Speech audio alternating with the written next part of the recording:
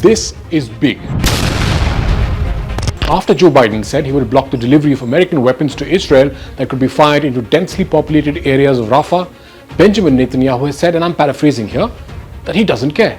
אם נצטרך לעמוד לבד, נעמוד לבד. אמרתי כבר שאם צריך נילחם בציפורניים, אבל יש לנו הרבה יותר מאשר ציפורניים. But this puts more than 1.4 million people living in Rafah in a really grave situation.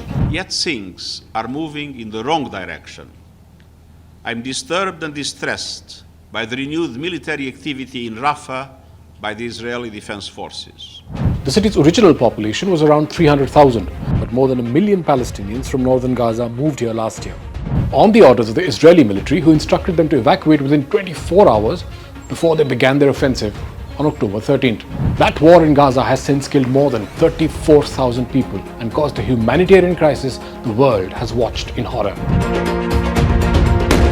We are at a decisive moment for the Palestinian and Israeli people and for the fate of the entire region.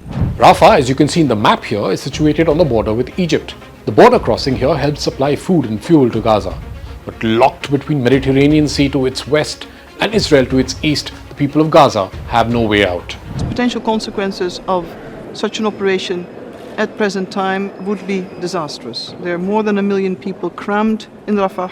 It's not intended for 1 million people in shelters, in random plastic sheeted constructions. The Israeli government wants to attack Rafah because it believes there are 4 Hamas battalions operating out of there. The Israelis say they cannot defeat Hamas without neutralizing these battalions. Netanyahu has said that the campaign against Hamas will only conclude with the total elimination of the group, referring to Hamas as new Nazis and emphasizing the urgency of preventing future massacres. Netanyahu argues that restricting Israeli military action in Rafah equates to accepting defeat in the broader conflict against Hamas. So here's where we stand. Rafah is caught in the crossfire with no clear end in sight. The Hamas militant group says it has accepted a ceasefire proposal by Qatari and Egyptian mediators to end the 7-month war in Gaza.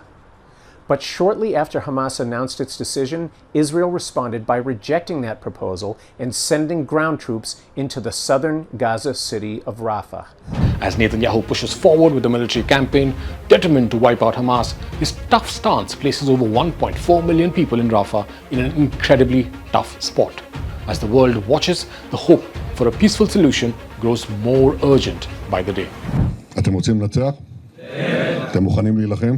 כן. זה בדיוק מה שצריך.